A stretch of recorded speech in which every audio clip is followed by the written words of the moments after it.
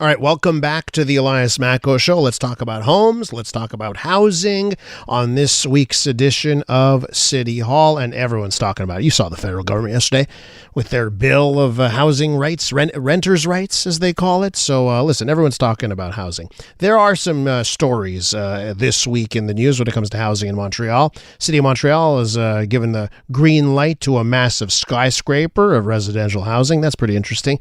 But there's also some bad news on the front when it comes to housing starts. Let's find out more. Despina Sourias is City Councillor for the Loyola District in Cote and Executive Committee Associate on Housing Matters. Hi, Despina. Hi, Elias. Listen, this is a tough dossier. You keep coming back. I got to tell you, I respect that. Okay, I really do. Thank you. So thanks for coming on. So I'm going to start off with the bad news here, and this is the figures that we got from the Canada Mortgage and Housing Corporation this week. Okay, so they looked at the six big cities in Montreal. In Canada, the six big cities in Canada. So and when I look at this, I say, my goodness, something's going wrong. So Toronto up by 5%. Year over year, Toronto increased by 5%. That is not enough, by the way, but it is an increase, okay? Vancouver, 34% increase. That's pretty darn good in Vancouver. Sorry, 28% in Vancouver.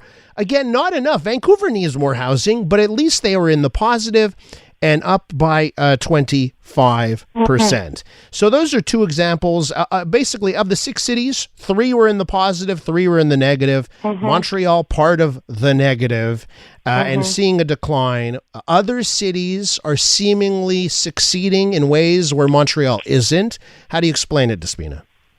Well, I mean, there's a variety of factors. To be honest, like we're still building, right? There's still construction. There's still housing being built on the market. So there is. I mean, the mise en chantier have been better than even before the pandemic. So there is improvements.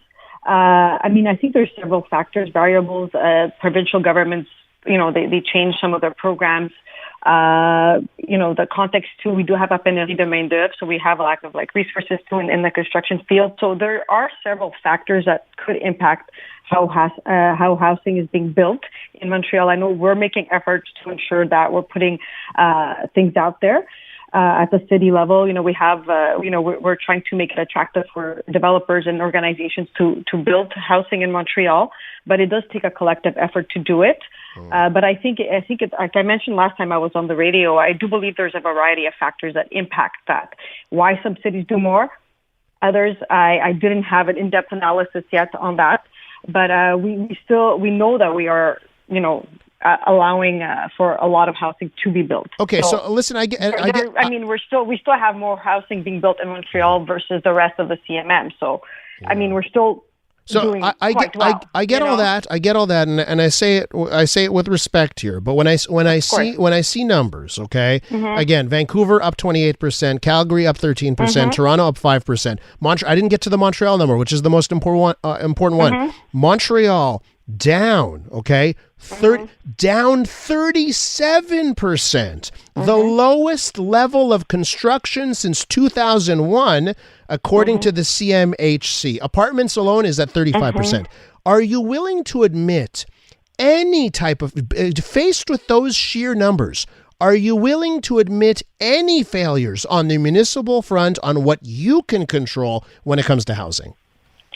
I mean, I'm kind of, I'm not, I've been new on this file, but I do think that we've made a lot of efforts in the last years to increase the attractivity of building in Montreal. And again, I'm going to go back to the numbers that I have, because we're looking at comparing ourselves to the larger Canadian market, but we have to look at our local market too. We are building more than other cities. In Quebec, where in the CMM region, the Greater Montreal region, we do have the percentage growth, the percentage of building of housing in Montreal is greater in Montreal than the other cities. So I think we're doing well. Could we do better? There's always things to do better. We did revise some of our practices to ensure that it's attractive and that it incentivizes developers to build. But I think it's hard on all fronts. It's not just the city that creates the environment. It's everybody working together to create that environment. That's why we have strategic task task forces for certain areas that we want to develop, like the hyperdrome sector and other ones. Okay, well. So that's my answer to you. let me ask you about one. I guess here's the silver lining in this sky, and of course it's in the sky because it's a skyscraper here. So the Mansfield bus terminal. This is almost a 200-meter tall residential housing project. Is it the big nasty condos that you and your fellows at Projet Montreal hate so much? Tell us about this project and why this one is the right one for this spot. You know what? I don't have all the details because right now it's still being in talks with the developer. The developer has all the details to the project itself. So if you do want questions, if you do want answers, you could ask the developer to provide them for you. But right now it's still in like the early stages of the vision that they want to develop for that sector. Of course, it's going to have to fit into the environment and like the regulations that we have in place within the Ville-Marie, because it's in the Ville-Marie borough, so they have their local regulations. But for sure, it's interesting to, we're always interested in value-adding projects and that increase the amount of housing that we have on the market, right? So, of course, we want it to be diverse in the housing that is being brought forth, but it's being worked out right now with the developer. The city has unveiled a new responsible landlord program. Yep.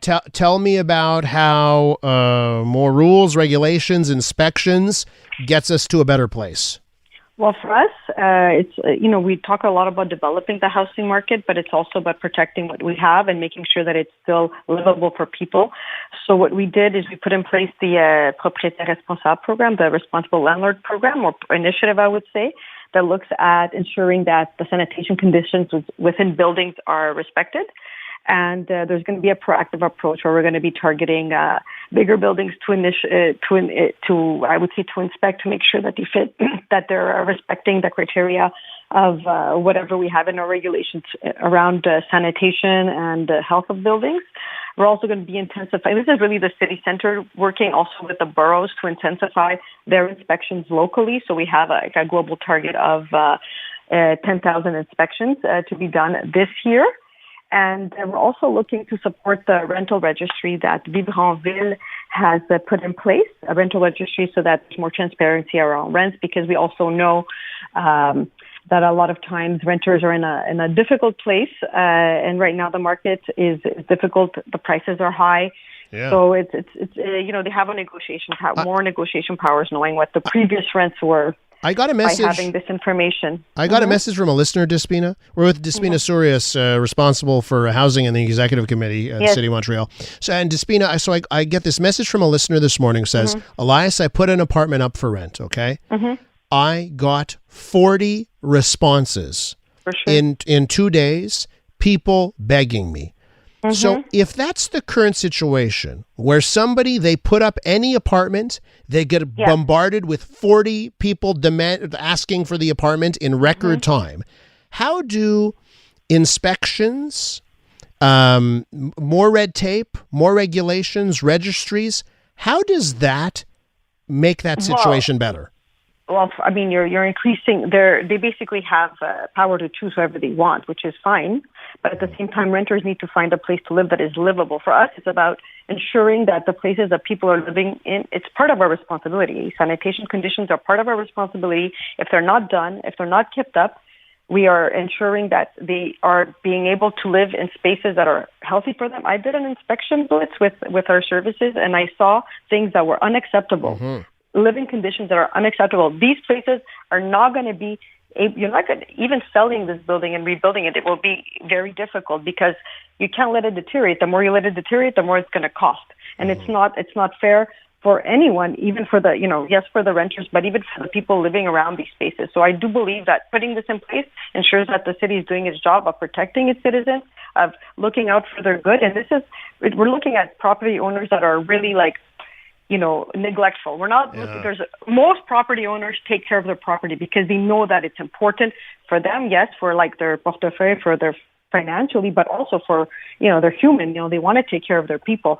So we're really targeting buildings that are older, where there's a history of neglect or we know of. So this is where the propriétaire responsable is going to be working. It's going to be we're not looking to target the brand new building that's on the market, and we know that it's still in good condition. But it's where where we know there's vulnerable populations, where there's potentially neglect.